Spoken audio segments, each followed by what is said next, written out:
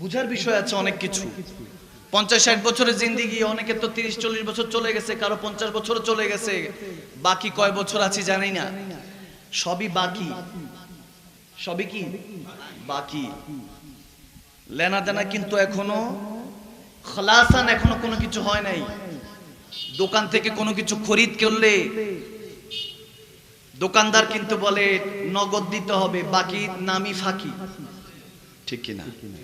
কিন্তু রব্বুল আলামিন আমাদেরকে বাকি দেওয়ার সুযোগ রেখেছেন, আমাদেরকে বাকিতে দিয়েছেন যাতে আমরা বাকাতে পৌঁছাইতে পারি। সুবহানাল্লাহ। ভাইয়েরা আমার, আল্লাহ তাবারক ওয়া তাআলা প্যারা নবীকে ইন্না আতাইনাকাল কাউসার আল খায়রা কুল্লাহু, আল কাউসারের মালিক বানিয়েছেন। এখন আল কাউসার সম্পর্কে আমরা অবগত আছি হাউজে কাউসার থেকে। আল খায়রা কুল্লাহু, সমস্ত ভালো কিছু আমার আল্লাহ প্যারা নবীকে দিয়ে দিয়েছেন। যখন দিয়ে দিয়েছেন, আল্লাহর নবীজিকে সমস্ত কিছুর মালিক বানিয়ে আবার আল্লাহ নিজের ভিতরের মনের কথাও বলছেন, ফাসাল্লি লিরাব্বিকা ওয়ানহার, আমার কাছে সেজদার কুরবানি পছন্দ। যখন হুজুর শুনলেন আমার আল্লাহ আমাকে হাউজে কাউসার আল কাউসারের মালিক বানিয়ে দিয়েছেন, এখন কুরবানি আর সেজদা আল্লাহর কাছে পছন্দ, আদায় কিভাবে করব? হয়তোবা ইমামে হোসাইন বলেছেন, নানা জান আপনি আল কাউসার কবুল করে নেন, আর ওই সেজদার কুরবানি আমি কারবালাতে আদায় করে নিব। সুবহানাল্লাহ। আল্লাহ, ऐसा बादशाह हुसैन है। আমার হুসাইন হলেন বাদশাহ, সুলতান। বাবা আদম থেকে ঈসা আলাইহিস সালাম পর্যন্ত অনেক গ্যাপ, কিন্তু প্যারা নবী ইন্তেকাল জাহিরি পর্দার পরে মাত্র 60 বছর গেছে। কাফেরদেরকে, যারা কাফের ছিল, মুশরিক ছিল, বর্বরতা, তাদেরকে ইনসানিয়ত শিখিয়েছেন, ঈমানিয়ত শিখিয়েছেন, সাহাবায়ে রাসূল বানিয়েছেন। মাত্র 60 বছর যেতে দেরি নাই, সেই নবীর আওলাদদের উপর তলোয়ার চালানো হয়েছে। এই সেই সময় চলছে। কাফেলা মদিনা থেকে যখন কারবালায়, ওই জায়গায় চ্যাপ্টার গেলে রাত শেষ হয়ে যাবে, আপনার আমার বুঝে আসবে না। শুধু আজমাতে হাসান হোসাইন এবং আজমাতে সাহাবায়ে রাসূল একটু বুঝার চেষ্টা করেন। যখন হিজরতের রাত ছিল, ইমতিহানের রাত ছিল, আমার হুজুর মওলা আলীকে বিছানায় শোয়ায় দিয়ে 40 জন কাফেরের সামনে রেখে, সামনে দিয়ে আবু বকর সিদ্দিককে সাথে নিয়ে হেঁটে চলে গিয়েছেন। 40 জনের সামনে দিয়ে সিদ্দিক আকবর সহ নবীজি সহ চলে গিয়েছেন। 40 জন দেখেই নাই, দেখেই নাই। আচ্ছা, নবীজি তো নূর, কাদ জাআকুম মিনাল্লাহি নূর, কোরআন দিয়ে বুঝে নিলাম নবীজি নূর, সিদ্দিকও নূর। নবীজিকে দেখে নাই কাফেররা, বুঝলাম, কারণ নবীজি তো নূর, চোখে তো কাফেরের চশমা লাগায় দেখবে না। কিন্তু সাথে আবু বকরও যাচ্ছে, নবীজিকে তো দেখে না। আজমাতে সিদ্দিক আকবর দেখেন কোথায় রেখেছে। আল্লাহ তাবারক ওয়া তাআলা জিনাকে সানি ইয়াসনাইন হিসেবে ঘোষণা দিয়েছেন, দ্বিতীয়র মধ্যে প্রথম, যিনি গারে সুরের মধ্যে যখন প্রথম প্রবেশ করেছেন, আল্লাহ নিজে বলতেছেন, হাবিব আবু বকর প্রথমে গিয়েছে, যদিও আপনার পরের মাকাম দ্বিতীয় ছিল, কিন্তু দ্বিতীয়র মধ্যে আমি আউয়াল বানিয়ে দিয়েছি, কারণ আপনার প্রেমে আবু বকর ফানা হয়ে গিয়েছে। সাপের বিষ পান করার জন্য আগে চলে গিয়েছে। 70টা গর্তের মধ্যে 59টা জামা চিরে বন্ধ করেছেন, একটার মধ্যে পায়ের টাকনো ঢুকিয়ে দিয়েছেন, সাপ দংশন করেছেন। 600 বছর অপেক্ষা করেছে ওই সাপ, 600 বছর অপেক্ষা করেছে নবীজি দিদার পাওয়ার জন্য। রওয়ায়াতে এরকম আসে যে ঈসা আলাইহিস সালাম যখন আল্লাহ নারাজ হয়ে গিয়েছেন, ঈসা রুহুল্লাহকে আসমানে তুলে নিচ্ছেন, তখন এই সাপ দৌড়ায় গেছিল ঈসা আলাইহিস সালামের কাছে। সুবহানাল্লাহ পড়েন না, একটু ডিফারেন্ট শুনেন না, মাঝে মাঝে তো একটু ডিফারেন্ট শুনতে হয়, কি কষ্ট হচ্ছে। ঈসা রুহুল্লাহ যখন নারাজ হয়ে উঠে যাচ্ছেন, সাপটা দৌড়ায় এসে উম্মতের পক্ষ থেকে ক্ষমা চাচ্ছে, ইয়া ঈসা রুহুল্লাহ, জামানাকে ক্ষমা করে দেন, চিনে নাই আল্লাহকে, মানে নাই আপনাকে, ক্ষমা করে দেন। ঈসা রুহুল্লাহ খুশি হয়ে দয়াল নবীর শুভ আগমনের দাওয়াত দিলেন, যে অপেক্ষা করিস, গারে সুরে ইয়ার বন্ধুকে নিয়ে তিনি আসবেন, শেষ আখিরি পয়গম্বর। সুবহানাল্লাহ। ওই সাপ 600 বছর, ইমাম জওজি ইবনে জওজি বর্ণনা করছেন, 600 বছর অপেক্ষা করেছে। যখন নবীজিকে দেখবে, দেখেন এক আশিকে রাসূল নবীজিকে বাঁচাইতে চেষ্টা, আর এক আশিকে রাসূল নবীজিকে দেখার জন্য চেষ্টায় আছে। দুজনই আসে। চিন্তা করলাম আফজালুল বাশার বলা হয় আবু বকর সিদ্দিককে, তিনিও ওই গারে সুরে আছেন, আবার সাপ সবচেয়ে নিকৃষ্ট প্রাণী সেটাও আছে, অর্থাৎ নিকৃষ্ট থেকে উৎকৃষ্ট দোনোটাই আমার নবীর কদমে করবা। এত আস্তে মারি না, আরো জোরে বলতে হবে। উম্মত নবীর শান চলতেছে, আহলে বায়াতের শান চলতেছে, আজমাতে যখন সাহাবায়ে রাসূল মুহাব্বতে আহলে বায়াত চলবে, মন থেকে দিল থেকে সুবহানাল্লাহ বলবেন, তখন নবী গুম্বাদে খাজরা থেকে মদিনা থেকে তাকায়, কোন মুমিন সুবহানাল্লাহ বলো মন থেকে, তখন নবীজি তাকায়, আবু বকরকে দেখায়, ওমরকে দেখায়, দেখ ওই যে আমার উম্মত, আল্লাহ মুস্কি হাসি দিয়ে হয়তো বারসা থেকে দেখতে থাকে। সুবহানাল্লাহ। যখন সিদ্দিক আকবর সাপের দংশন নিয়ে নিলেন, দয়াল নবীকে বলছেন, ইয়া রাসূলুল্লাহ আপনি ভিতরে আসেন। যখন নবীজি প্রবেশ করলেন, দেখেন শরীর নীল হয়ে গেছে। আবু বকর কিয়া হুয়া, কি হয়েছে? বলে, ইয়া রাসূলুল্লাহ কিছু হয় নাই, প্রেম হয়েছে, ইশক হয়েছে, প্রেম হয়েছে, ইশক হয়েছে। তখন নবীজি থুতু মুবারক দিলেন, পা ঠিক হয়ে গেল, সব ঠিক আছে। নবীজি বললেন যে পা সরাও, 600 বছর ধরে আমার এক আশেক আমাকে দেখতে চায়। এবং ঈসা রুহুল্লাহ থেকে আদম সফিউল্লাহ পর্যন্ত সমস্ত নবীদের সালাম নিয়ে এসেছে, সালামটা নিতে দাও। সিদ্দিক আকবর সরিয়ে দিলেন। এখন সাপ নবীজির সাথে দেখা করলেন, সালাম লেনা দেলা হলো, এটা আমরা জানি। এরপর ওই গারে সুর থেকে একজন তো নবীজির সাথে রওনা দিয়েছেন, আবু বকর সিদ্দিক ইয়াসরিবে মদিনা বানানোর জন্য, মদিনা শহরের দিকে। কিন্তু ওই সাপও কিন্তু বের হয়েছে। ইমামগণরা, তাসাউফপন্থী যারা ইমাম ছিলেন, তেনারা বলেন ওই সাপই আবু বকর সিদ্দিকের সাথে একটা ওয়াদা করে বের হয়েছে যে ভাই আপনাকে আমি চিনলাম, আপনিও আমাকে চিনলেন, দুইজনই আশিকে রাসূল, আপনি বাঁচাবার চেষ্টায় আছেন আর আমি ছবল দিয়ে দেখার চেষ্টায় ছিলাম, দোনোটাই ইশক। এখন আপনিও প্রেমিক, আমিও প্রেমিক, আসেন ওয়াদা করি। ওই সাপ ওয়াদা করে বের হয়েছে, যদি আপনারা আমার দেখা হয় তাহলে কবরে হবে, আমি উম্মতের কবরে থাকবো, সাপের দংশন দিব। যদি ইশকে রাসূল থাকে, আবু বকর সিদ্দিক হলে সে ভালো হয়ে যাবে, আমি সাপের ছবল কোনো কাজে আসবে না, ওই সাপ হয়ে কবরে থাকবো, আপনি উপরে থাকবেন, আমি কবরের নিচে আলামে বরজকে থাকবো। হাকিকত, এটাকে কি বলা হয়? হাকিকত। দুইজন বের হয়েছে গারে সুর থেকে। ওখান থেকে সিস্টেম হয়েছে যে কবরের মধ্যে জন্য হাদিসে পাকে এসেছে যে যারা গুনাহ করে সাপ দংশন করে, আছে কি নাই? মাঝে মাঝে আমরা কবরের এরকম অনেক কিছু দেখবেন সোশ্যাল মিডিয়াতে দেখা যায়, কবরের মধ্যে সাপ দেখা যায়, দেখা যায় না? আবার গত 2-3 দিন ধরে ইন্ডিয়ার মধ্যে একজন 400 বছরের আল্লাহওয়ালার কবর স্থানান্তর করবে, হয়তোবা রোড আছে, রোডকে পাশে সরিয়ে দিবে, দেখতেছি ওখানের মধ্যে সুবহানাল্লাহ 400 বছর পরও দেহ মাটি খায় নাই। হায় হায় হায় হায়।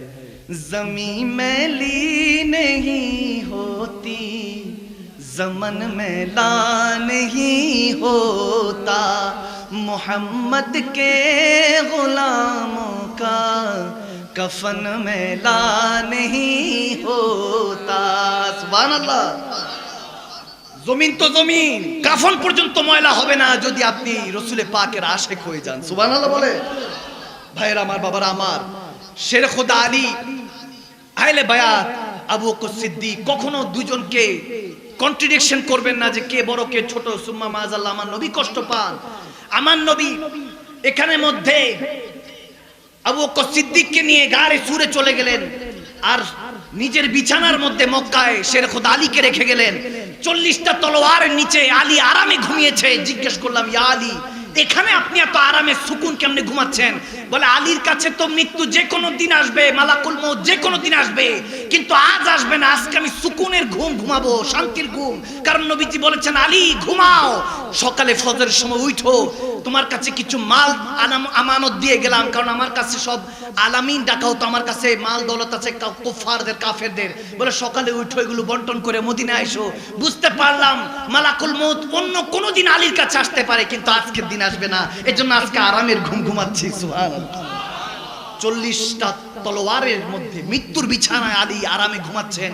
ওখানের মধ্যে যখন শান আহলে বায়াত প্রকাশ পায়, হাদিসে পাকে এসেছে শের খোদা আলী ওখানে ঘুমিয়েছিলেন এজন্য যাতে কুফার তলোয়ার নিয়ে আসে, আর হুজুরে পাকের জন্য যে নবীজির জায়গায় আলীর গর্দান যাতে কুরবানি করে নেয়। সুবহানাল্লাহ বলে। আল্লাহু আকবার। একজন বিষ পান করছে, আরেকজন কোরবানি হতে চাচ্ছে। বোঝা যায় আবু বকর সিদ্দিকের মধ্যে হাসানি নিসবত, মওলা আলীর মধ্যে হোসাইনি নিসবত। ঠিক কি না? অনেক বিষয় আছে, এগুলো বুঝার চেষ্টা করতে হবে, বুঝতে হবে। আপনি কি মনে করেন আবু বকর সিদ্দিক যখন খেলাফতে দেখেন ইবনে জওজি, আমি আর বেশি লম্বা করব না, কয়েকটা হাদিসের মধ্যে আমি শেষ করে দিচ্ছি। তাফসীর করতে গেলে অনেক রাত হয়ে যাবে, 12টা বাজে, আপনাদের কষ্ট হচ্ছে আমি জানি, রাত গভীর, আর রাত যত গভীর হয় তখন মহব্বত আরো বাড়তে থাকে, আর মুমিনের সংখ্যা বাছাই হতে থাকে, মুমিন বসে কমিন পালাইতে থাকে, বুঝেন নাই? আমার মুর্শিদ কেবলা থেকে আমি প্রথম দোয়াই নিয়েছি যে মুমিন ছাড়া যাতে আমার কাছে কেউ না ঘেঁষে।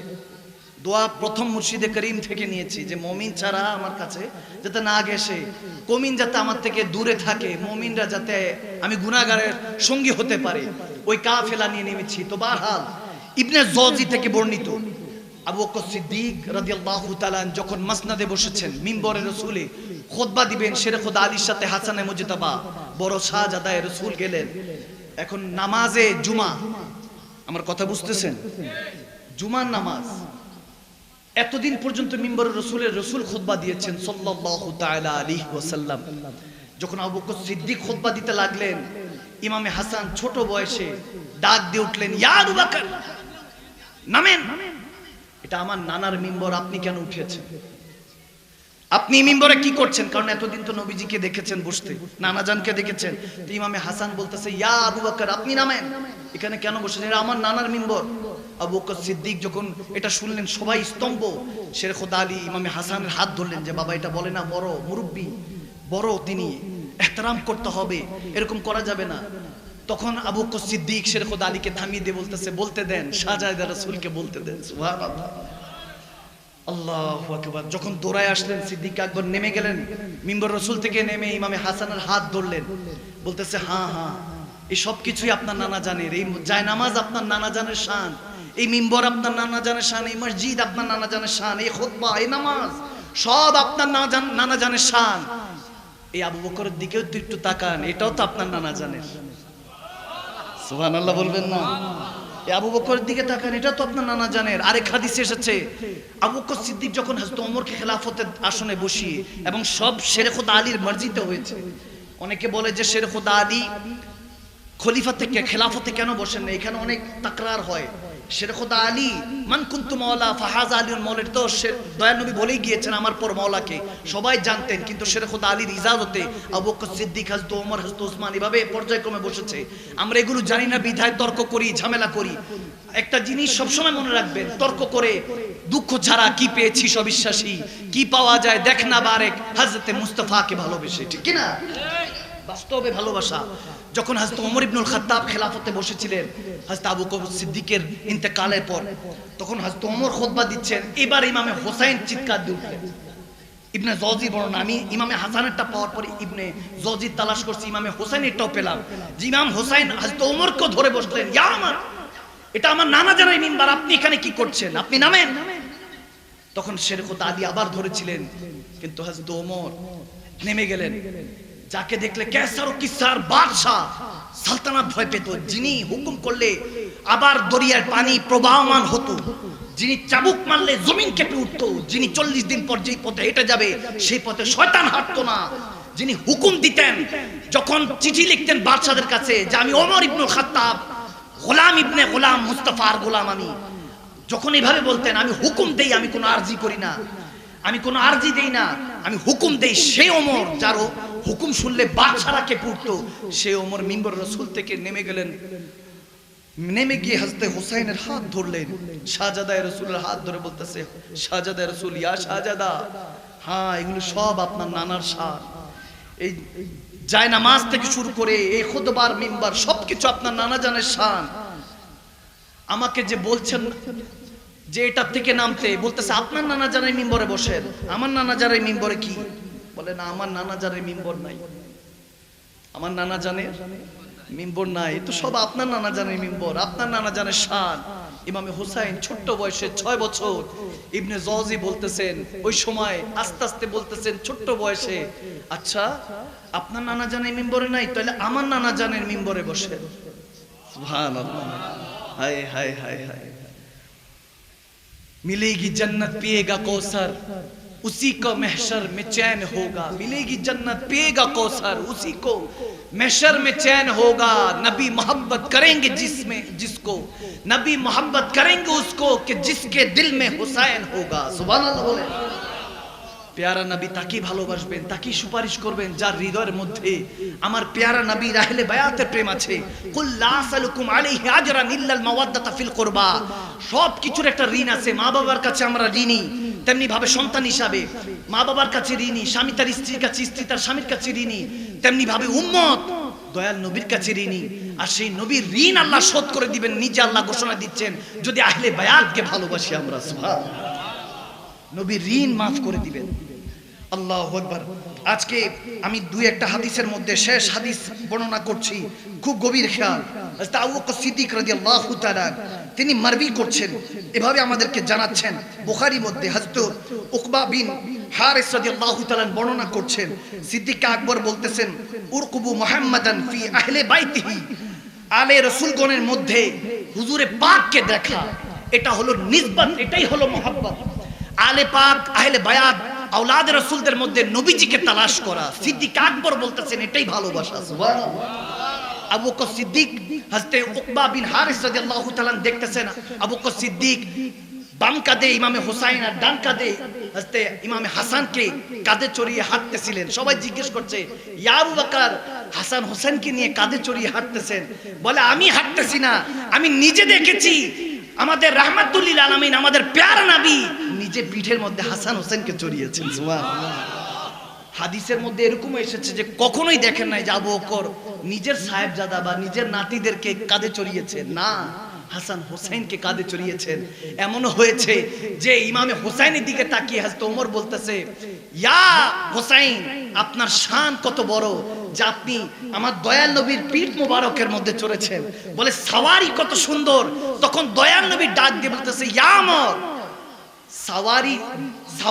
সাওয়ারের দিকে তাকাও না, ওই যেটার উপরে চড়েছে সেদিকে তাকিও না, সাওয়ারের দিকে তাকাও যে কে চড়েছে। সুবহানাল্লাহ।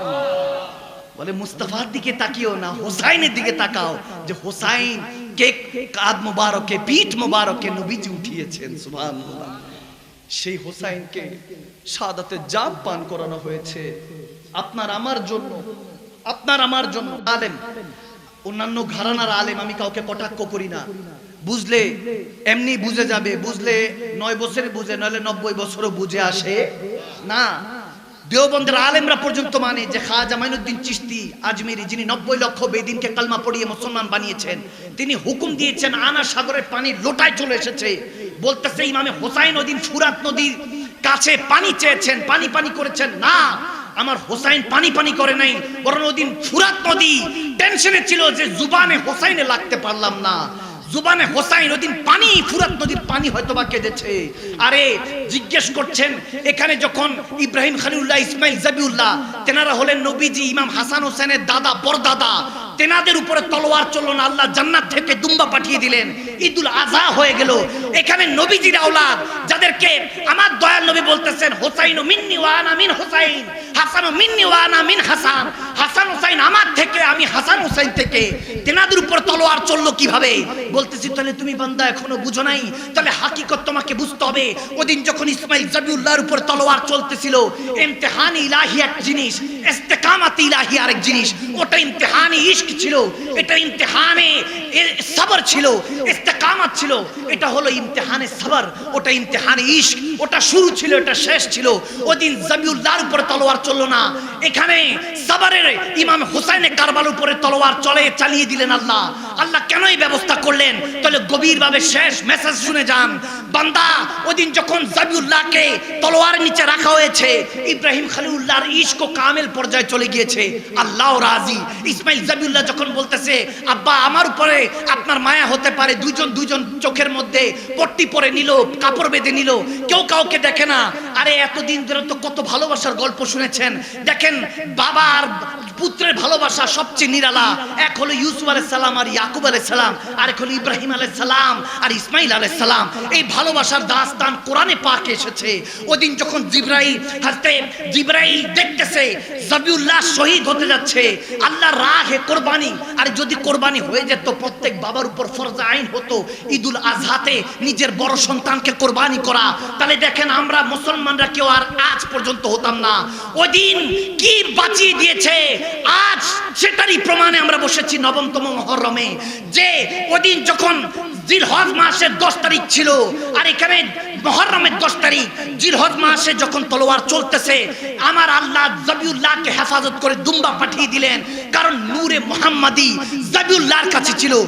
হযরতে ইব্রাহিম খলিলুল্লাহ থেকে ইসমাইল জবিউল্লাহর কাছে নূরে মুহাম্মাদি গিয়েছে। আমার হুজুর দুনিয়াতে আসবেন, এই নূরে মুহাম্মাদি, এই নূরটা তখন হযরতে ইসমাইল জবিউল্লাহর কাছে। এজন্য আল্লাহ দুম্বা পাঠিয়ে দিয়ে ইসমাইল জবিউল্লাহকে হেফাজত করেছেন তলোয়ার থেকে, ছুরি থেকে। আর যখন ইমামে হুসাইনে কারবালা 72 নিয়ে শহীদ হচ্ছেন, ওদিন আল্লাহ তাবারক ওয়া তাআলা দ্বীনে মুহাম্মাদিকে জিন্দা করতে চেয়েছে। এখানের মধ্যে জিন্দা রেখে নূরে মুহাম্মাদিকে হেফাজত করেছে, আর এখানের মধ্যে শহীদ করে দ্বীনে মুহাম্মাদিকে জিন্দা করে দিয়েছে হামেশা।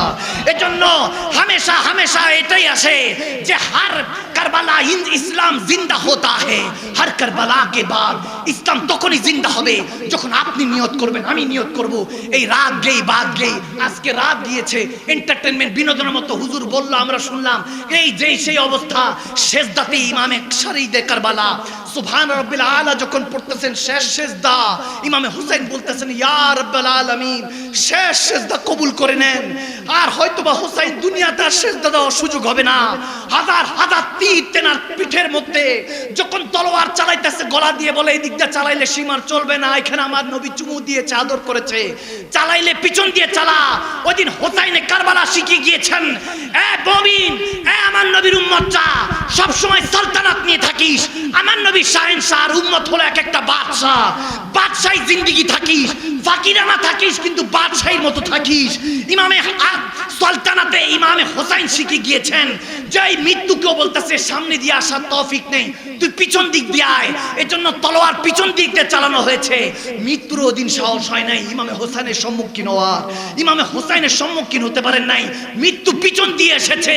ইমামে হুসাইনের পিছনে মুসল্লি হয়ে এসেছে। এজন্য যদি ইমাম আমার হুসাইন হয়, তাহলে মুসল্লি আমরা হতে হবে। আর মুমিন যদি মুসলমান হয়, ইস্তেকামত সবরের উপরে ইমাম ছিলেন, আমাদেরকে সবরওয়ালা হতে হবে।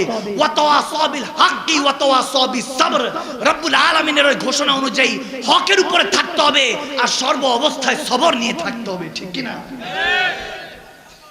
সব সময় এই খেয়াল থাকতে হবে, নয়তো এই রাত গেই বাদ গিয়ে যান, রাতের বেলা কি আর ঘুমান? যেটা সব সময় করেন ওটাই করেন।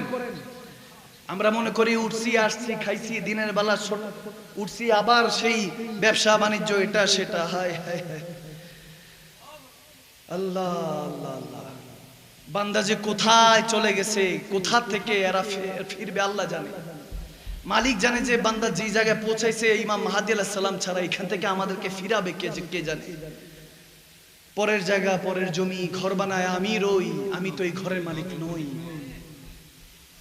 কিছুই নিয়ে যেতে পারবো না, কিছুই নিয়ে আসি নাই। এটা তো রব্বুল আলামিনের দয়া যে যাওয়ার আগে 3খানা কাপড়ের ব্যবস্থা করেছে। কালো দেখা ঘৃণা করেন না, নেগলেক্ট করেন না। কালো কালো কাবার রঙও আছে। সাদা দেখা খুশি হয়েন না, সাদা ভয়ঙ্কর কাফনের কাপড়ও আছে। আওয়াজ দেয় না, ঠিক কিনা? বুঝার বিষয়, বুঝতে হবে, খুঁজতে হবে বান্দা।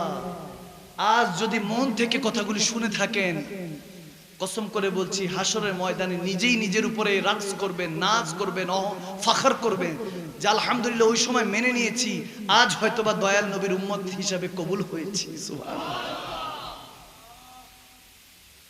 ইসলাম শোনা বলার বিষয় নয়, ইসলাম মানার বিষয়। ইসলাম মানার বিষয়। যদি সত্যি সত্যি সবাই হেদায়েত হইতো, এত মসজিদ, ফজরের মুসল্লি কই? এক ইংরেজ, আমেরিকান লিটারেচার পড়তেছিলাম নিউজে, ইংরেজ বলে আমার মনে, সে তার মতো বলতেছে আর কি, বলে মুসলমানের মনে 5টা খোদা। নাউজুবিল্লাহ বলেন না। মুসলমানের খোদা কয়জন? কুল হুয়াল্লাহু আহাদ। খোদা কয়জন? সে তার মতো বলে 5টা খোদা। বলে কিভাবে? এক মুসলমান বলতেছে কি বলেন নাউজুবিল্লাহ? বলে না এরকমই মনে হয়। বলে কেন, কি মনে হয়েছে? সে লেকচার দিতেছে আর কি ইংলিশে। তখন বলতেছে সবচেয়ে বড় খোদা মনে হয় ঈদুল ফিতর আর ঈদুল আজহাতে আসে, এজন্য মুসল্লি ওই দিনে বেশি দেখা যায়। কথা বুঝেন নাই? সে তার জ্ঞান অনুযায়ী যেটা বলছে আর কি। বলে ওই দিন সব মুসলমানরা হাজির, বলা লাগে না, বরং সবাই জিজ্ঞেস করে জামাত কয়টা। কথা বুঝেন নাই? বলে তারপরে দ্বিতীয় তৃতীয় খোদা মনে হয় জুমার দিন আসে। বুঝছেন কথা? জুমার দিন, ওই দিন আবার অনেক মানুষ দেখা যায়। তারপর চতুর্থ দিন, চতুর্থ নাম্বার পঞ্চম নাম্বার খোদা হয়তো বা নাউজুবিল্লাহ সে বলতেছে মাগরিবের সময় দেখা যায়। আর সবচেয়ে ছোট খোদাটা মনে হয় ফজরে আসে। কথা বুঝেন নাই? আমি মনে মনে হাসতেছি আর কি, তবে তার শেষের কথাটা আমার খুব ভালো লাগছে। বলে ভয়ঙ্কর বিষয়, ওই যে ঈদুল ফিতর ঈদুল আজহাতে যে খোদা আসে, ওই খোদা যদি ফজরে চলে আসে তাহলে আর মুসলমানদের সাথে পারা সম্ভব? আল্লাহু আকবার বলেন না? তাহলে মসজিদটা আবাদ করার দরকার আছে কি নাই? আল্লাহ কবুল করুক। আমিন বলেন, আমিন বলেন। আমার ইমামে হুসাইন সেজদা ছাড়েন নাই। ইমামে হুসাইনকে ভালোবাসলে, হাসানকে ভালোবাসলে, এখানে মুহররম আসলে ইমামে হাসানের নাম নেয় না কেন? কারণ আমিরে মুয়াবিয়া রাদিয়াল্লাহু তাআলা কে খেলাফত দিছে। ইয়াজিদের বাপ তো, বাবা না, ইয়াজিদের আব্বা তো। এখন প্রশ্ন যে মওলা আলীর সাথে একটু কন্ট্রাডিকশন হইছে, এটা সেটা। আমি বললাম মওলা আলীর সাথে যদি কন্ট্রাডিকশন মানলাম, সিফিনের যুদ্ধ হইছে, এদিকে মওলা আলী, এদিকে আমিরে মুয়াবিয়া রাদিয়াল্লাহু তাআলা, দোনো দিকে সাহাবা, দোনো দিকে মুসলমান। এখানে নারায়ে তাকবীর, আল্লাহু আকবার, এখানেও নারায়ে তাকবীর, আল্লাহ, নারায়ে রিসালাত ইয়া রাসূল, নারায়ে রিসালাত ইয়া রাসূল। যখন নারায়ে হায়দারি, বুঝা গেল মুমিন কোন সাইডে। এখন আমিরে মুয়াবিয়া সাহাবায়ে রাসূল, বেয়াদবি করা, কাফুল লিসান, চুপ থাকতে হবে। ওখানে একটা যে কোনো মতানৈক্য হয়েছে, শয়তান তো নবীদেরকে ধোঁকা দিতে পারে না, বাকি সাহাবারা তো একটু তো ভুল হতেই পারে। ঠিক কিনা? ঠিক কিনা? আরে পাপ না করলে মাফ করবে কে? কথা বলেন না, আরো জোরে বলেন না, ঠিক কিনা বলেন না? পাপ না করলে মাফ করবে কে? মাফ চাওয়া তো আমাদের অধিকার। আওয়াজ দেন ঠিক কিনা? আমিরে মুয়াবিয়া রাদিয়াল্লাহু তাআলা তেনার ব্যাপারে কাফুল লিসান, চুপ, কোনো বেয়াদবি চলবে না। সাহাবায়ে রাসূল খালাস, শেষ সালাম। ওনাকে নিয়ে এত বাড়াবাড়িও দরকার নাই, বেয়াদবির দরকার নাই। সাহাবায়ে রাসূল শেষ। আর বুঝার জন্য বলতেছি, মওলা আলীর সাথে যদি কন্ট্রাডিকশন মনেই করেন, শুধু এই চ্যাপ্টারটা ক্লোজ করার জন্য, আমিরে মুয়াবিয়া যেই তাখতের জন্য, সিটের জন্য মারামারি, যে সিংহাসনের জন্য মারামারি, তাহলে বলেন ইমামে হাসান থেকে খেলাফত নিছেন কেন? মওলা আলী তো হলেন ইমাম হাসানের মুর্শিদ, আর ইমাম হোসেনের মুর্শিদ হলেন ইমামে হাসান। কথা বুঝেন নাই? এগুলো জানতে হবে। এজন্য আমিরে মুয়াবিয়া রাদিয়াল্লাহু তাআলা তিনি যখন ইমামে হাসানের কাছে বায়াত হয়ে গিয়েছেন, এখন আমিরে মুয়াবিয়ার মুর্শিদ হলেন ইমামে হাসান। সুবহানাল্লাহ। তো ইমামে হাসান থেকে খেলাফত নিয়েছেন, খালাস। আমাদের হিসাবই একটা সুন্নি আহলে সুন্নাত ওয়াল জামাতের আকীদা এটাই, ইমামে হাসান যেনাকে আপন করে নিয়েছেন, তেনার বিরুদ্ধে আমরা শুনতে রাজি নই। আর ইমামে হুসাইন যার বিরুদ্ধে তলোয়ার উঠিয়েছেন, তার সাথে কোনো আপোষ করতে রাজি। খালাস, আকীদা আহলে সুন্নাত পোক্তা রাখেন। এখন নাসিবি আর খারিজিরা, নাসিবিরা কাটাইতেছে, তলোয়ার তো চালাইতেছে ভিতর দিয়ে, এখন খারিজিরা তো উপর দিয়ে চালায়, ভিতর দিয়ে নাসিবিরাও তলোয়ার চালায়। শিয়ার ফেরকা, রাফিজিদের ফেরকা। আর খারিজি তো আপনারা এমনিই চিনেন, বলা লাগবে না। ভাইরা আমার, শেষ জামানা, সময় কম, কাজ বেশি, কিন্তু মনে মনে বলতে হবে আল্লাহ আল্লাহ রাসূলকে ভালোবাসি। আরো জোরে বলে বাস। আমি ছোট্ট করে এতটুকু বলে দিয়ে গেলাম। ইমাম হাসান হোসেনের ভালোবাসা দিলে রাখবেন, আহলে বায়াতের ভালোবাসা, পাক পাঞ্জাতনের ভালোবাসা যে অন্তরে থাকে, সেখানে নাপাক থাকতে পারে, ঘৃণা থাকতে পারে, সুদ ঘুষ থাকতে পারে, বেনামাজি হইতে পারে, বেপরদা হইতে পারে, আপনাদের আওয়াজে মনে হইলে সমস্যা নেই, মাঝে মাঝে একটু কাজ হয় আর কি, এরকম করা যাবে? শেষ দাওয়াত দিচ্ছি, এখন মিলাদ কিয়াম হবে। মিলাদ কিয়াম কি হচ্ছে? এখন মিলাদ শরীফ কিয়াম শরীফ হবে ইনশাআল্লাহ। আপনাদের কষ্ট হচ্ছে, আমি এখনো বললে আপনি যদি বলেন যে হুজুর ফজর পর্যন্ত চালান, আমি চালাইতে পারবো, আমার সমস্যা। গতকালকেও মাহফিল ছিল, আজকেও আবার আগামীকালকেও আছে। আমি শুধু এতটুকু বলতে এসেছি, আপনাদের সবার উপরে রাত হয়ে গিয়েছে, 12টা বাজে, আর দেরি করবো না। আমি 10:35 মাইক ধরেছি, প্রায় 1.5 ঘন্টার কাছাকাছি হয়ে গেছে, মোটামুটি চল। এবং আমাদের আশিক হুজুরও মাশাআল্লাহ দিলকাশ খেতাবাত করে গেছেন, আমি যতটুকু শুনছি আলহামদুলিল্লাহ। আমি আমার বাজানকে বলছি যে বাজান, এইখানে মাহফিল থেকে দাওয়াত দিলে এখানে সব আশিকের রাসূল দাওয়াত দিলে কবুল করবেন। উনি দেরি করেন, আমার বাবা আব্দুল হালিম সাহেব ফোন করছে, আমার বাজান দাওয়াত কবুল করে নিছেন। তো আলহামদুলিল্লাহ, আল্লাহ ওই ইজ্জত, ওই সম্মান, ওই ভালোবাসা আপনাদের দোয়াতে দিছে। এখানেই আরো বহু বছর আগে দেখা গেছে 10-15 জন নিয়ে মাহফিল করছি, এখন তো শত শত বসতেছে আলহামদুলিল্লাহ, সবাই আসতেছে বসতেছে।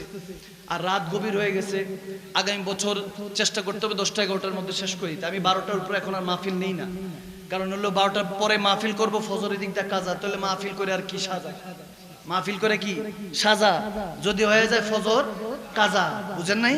তাহলে এটা তাহলে তার কোনো কিছু ফায়দা হলো না।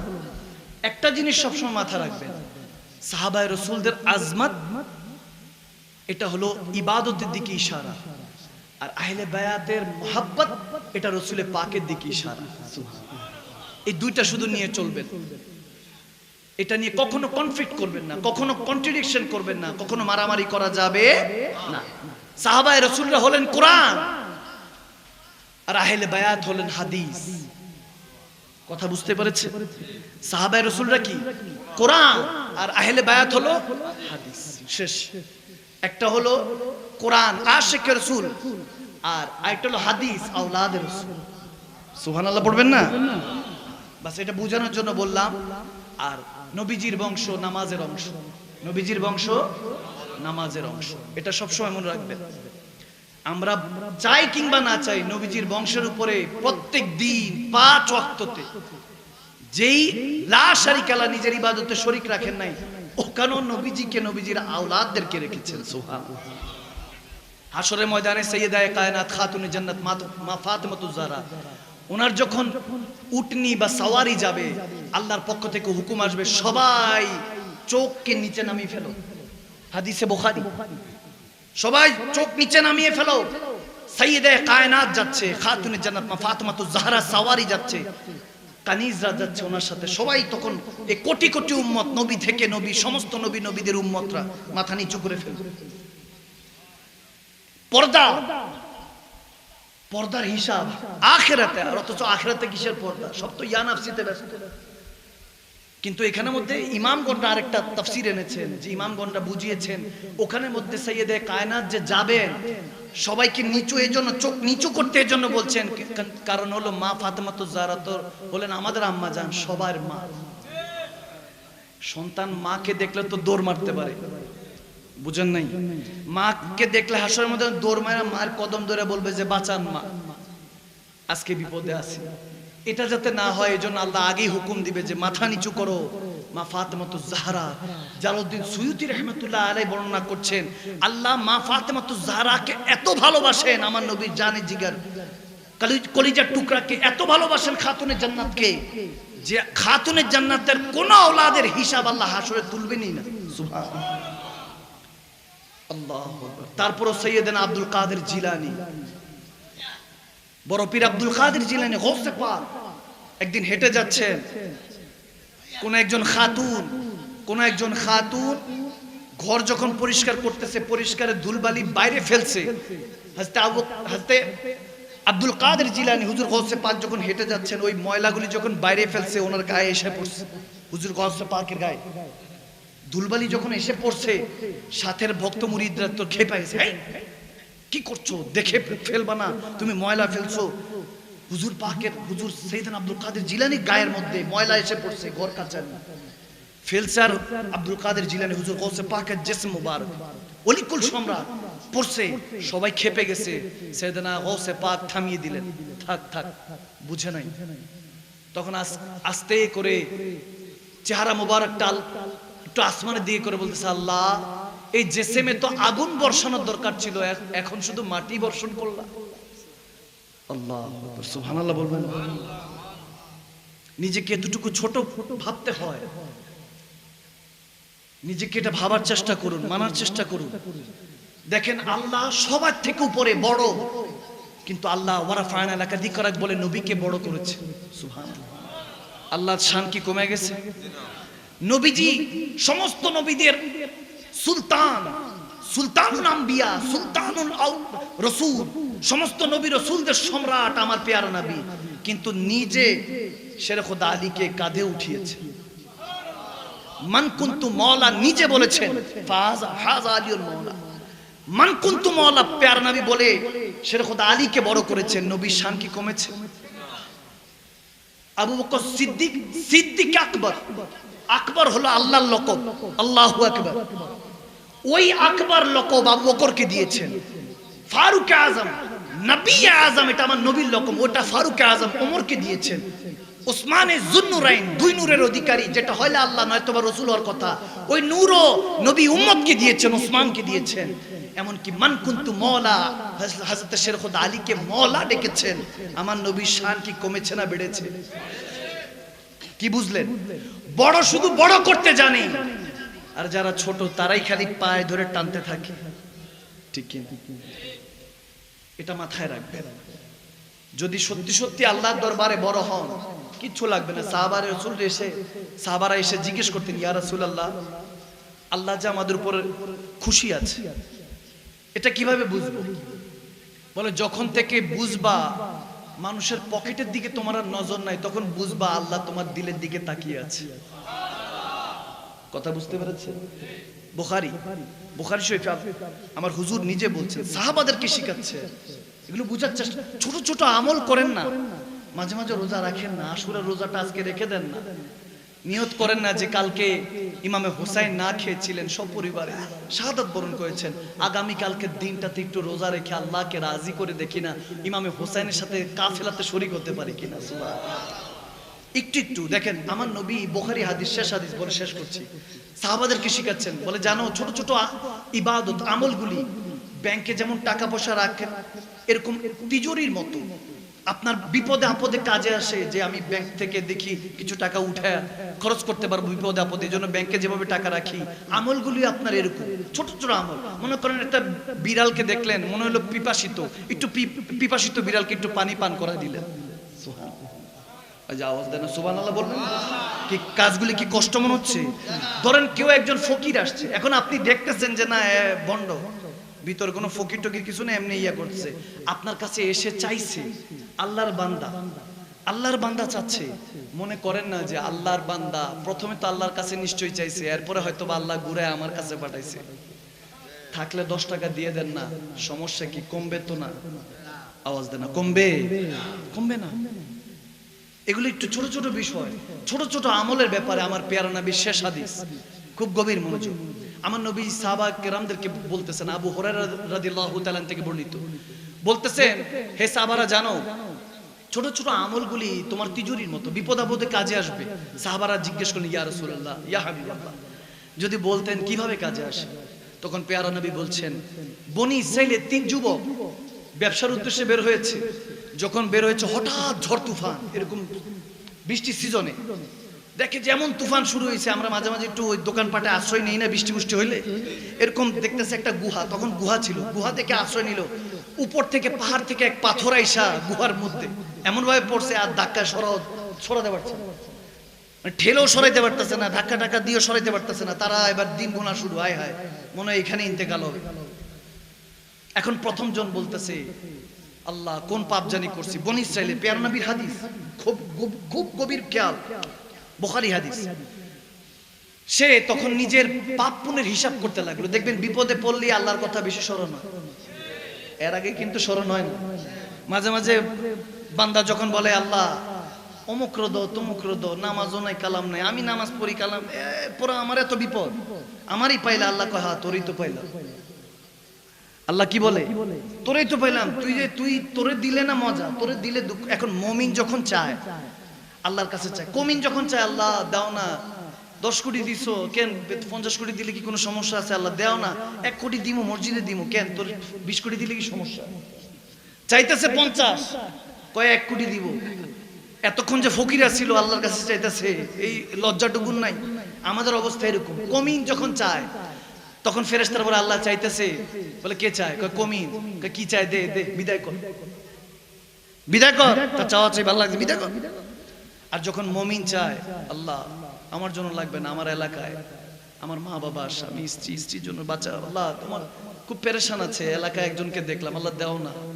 যখন এরকম হয়, যখন একটু করে চায়, আল্লাহ কিচ্ছু লাগবে না, যদি তোমার মন চায় দাও না, দিল কোনো সমস্যা নাই, আলহামদুলিল্লাহ। যখন মুমিন চাইতে থাকে, ফেরেশতা দেরি করে না, তাড়াতাড়ি খাজানা উঠায় যখন দিবে, আল্লাহ করে রাখোস না, দিবি আর কি, চাইতে দেস না। তার চাওয়ার মধ্যে তো একটা প্রেম আছে, ভালোবাসা আছে, একটু চাইতে দেস না, দিয়ে দিলি তো চাওয়া চাই শেষ।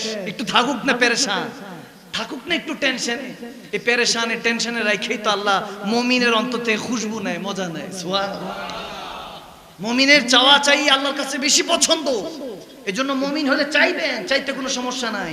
আমার বাবা আশিক হুজুর বলছে না, কম চামুকি লিগা, এখন 15,000 মানুষ বসে, যাতে 50,000 বসতে পারে। আপনি দোয়া করেন, আমি বললাম যে দোয়া আল্লাহর কাছে করি, আল্লাহ আরো 1 লক্ষ বসার তৌফিক দেয়। আমিন বলেন, আমিন বলেন। চাইবেন।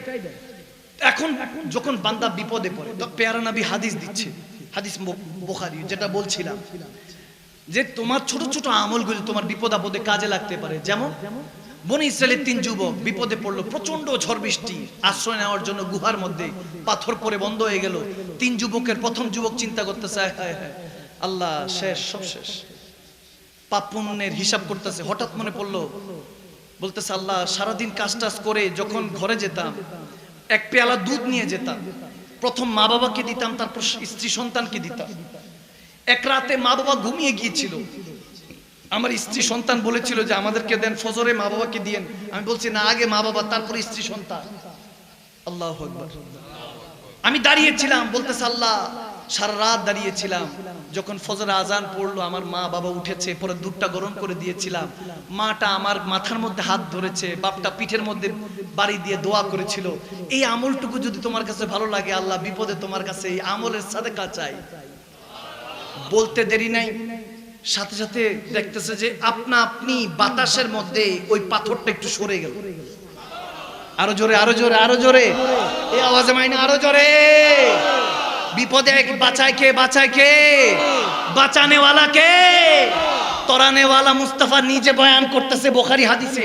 এখন দ্বিতীয় জন আসছে, দ্বিতীয় জন বলতেছে যে এখন হঠাৎ করে সে যখন দেখতেছে প্রথম জনের দোয়া কবুল হয়েছে, এখন সেও পাপ পুণ্যের হিসাব করতে শুরু করলো। বলে আল্লাহ আমি আমার তো ব্যবসা বাণিজ্য করতাম, চাষাবাদ করতাম, আমার কাছে এক কর্মচারী এসেছিল, তার সাথে সারাদিন সে কাজ করছে, এরপরে তাকে যখন বেতন দিব একটা মনোমালিন্য হয়েছে, সে 10 দিরহাম বা 15 দিরহাম সে বেতনটা না নিয়ে চলে গেছে। এখন কর্মচারীর এটা তার হালাল রিজিক ছিল, আমি রেখে দিয়েছি, সে আর কখনো আসে নাই, 10-15 বছর পর্যন্ত আমার কাছে ছিল, সেটা আমি রেখে দিয়েছি, ব্যবসায় খাটিয়েছি, ওটার কারণে বরকত হয়েছে। তার পার্সেন্টেজ দেখা গিয়েছে যে এমন হয়েছে, ওই 15 দিরহাম কিংবা 15 টাকা অনেক লক্ষ, যে 20-25-30 লক্ষ টাকা হয়ে গিয়েছে। যখন ওই কর্মচারী 10-15 বছর পর ওই 15 টাকা চাওয়ার জন্য এসেছে, 15 দিরহাম চাওয়ার জন্য এসেছে, আমি তার হাতে 20 লক্ষ টাকার ওই হিসাব বুঝিয়ে দিচ্ছি। বলতেছি কি মজা করেন, কি বলছেন, আমি এত টাকার মালিক কেমনে হলাম? বলে তুমি তো নিয়ে চলে গিয়েছো, কিন্তু ওই টাকাটাই আমি আমার ব্যবসার মধ্যে খাটিয়েছি, আল্লাহ ওটার উসিলায় বরকত দিয়েছে, আমি তোর পার্সেন্টেজ তোরটা রেখে দিয়েছি, যেটা তোর পার্সেন্টেজ ছিল ওটাই 20 লক্ষ, এখন নিয়ে যা। সে চোখের পানি ছেড়ে ওই বিপদে, সে অনেক বিপদে ছিল, ওই অবস্থায় 2 হাত তুলে আমার জন্য দোয়া করেছে, আল্লাহ এই আমল যদি তোমার দরবারে কবুল হয়, ওই দিনের দিকে তাকিয়ে আজকের বিপদ থেকে উদ্ধার করো। বলতে দেরি নাই, তাকে পাথর আরেকটু সরে গিয়েছে, গুহার মুখ আস্তে আস্তে খুলে গিয়েছে। এখন দ্বিতীয় ব্যক্তির দোয়া দেখে তৃতীয় ব্যক্তিও সাহস পেল, বলতেছে এবার আমারটা। হঠাৎ করে সে তার গুনাহ ভালো মন্দের হিসাব লাগাতে শুরু করলো।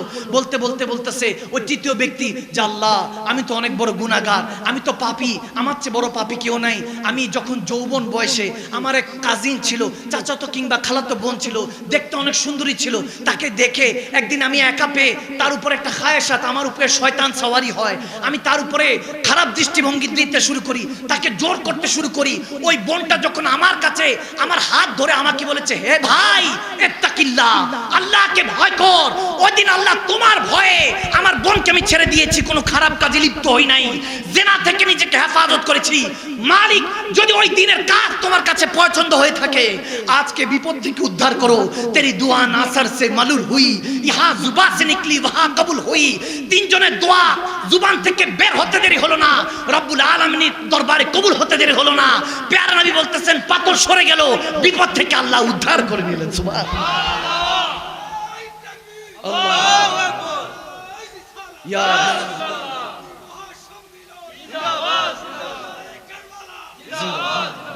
তাহলে ছোট ছোট আমলে ফায়দা আছে কি নাই? বিপদে কাজে আসতে পারে কি পারে না?